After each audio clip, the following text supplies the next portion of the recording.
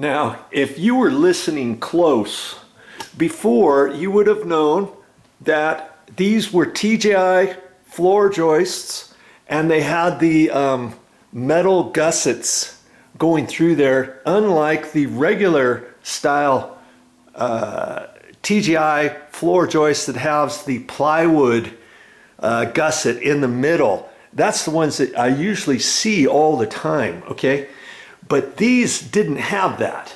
These, I got lucky that they were the metal ones that went across back and forth like that, up at an angle, up this way, up that way, up this way, up that way, all the way across there. That's why I was able to fish the wire from here over that way. Now, if you have regular TGI floor joists, or let's say your house is older than that and you have 2x10s, full wood 2x10s or 2x12s, I'm going to show you another way that you can get your wire from here over to the smoke alarm where the power was. Okay, or if you don't have a smoke alarm hardwired at all, how are you going to get up there?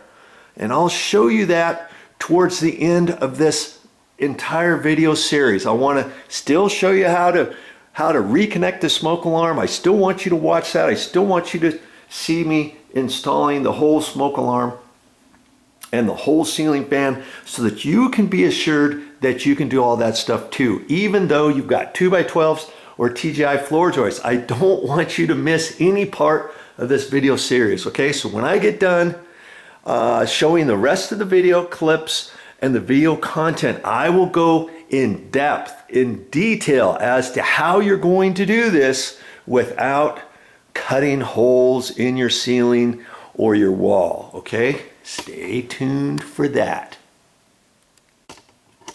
Now, doesn't that look nice? Doesn't it look like it's always meant to be up there? It's been up there since day one of this house that's 20 years old. But no, there was nothing up there. You installed it yourself. There's no patches going on anywhere. The ceiling looks fine. There's no marks up on the ceiling.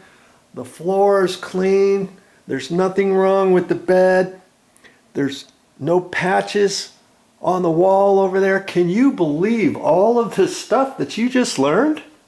That's pretty amazing. I kind of shock myself sometimes because, like I say, I'm just an average Joe, but I know a little bit about a lot of different things. And what I have that I know, I like to teach other people how to do it too, how to save money around the house. That's what my videos are all about. It gives me satisfaction to be able to do something on my own and stand back and look, wow, that's pretty cool. I did it myself. I didn't make a mess.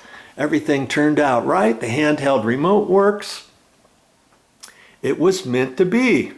And you can do the same thing. I want to give you the confidence in knowing, just because you're an average Joe and you don't know how to install a ceiling fan, you've never installed a ceiling fan before, you watch this entire video series and I think you just might be able to do it yourself.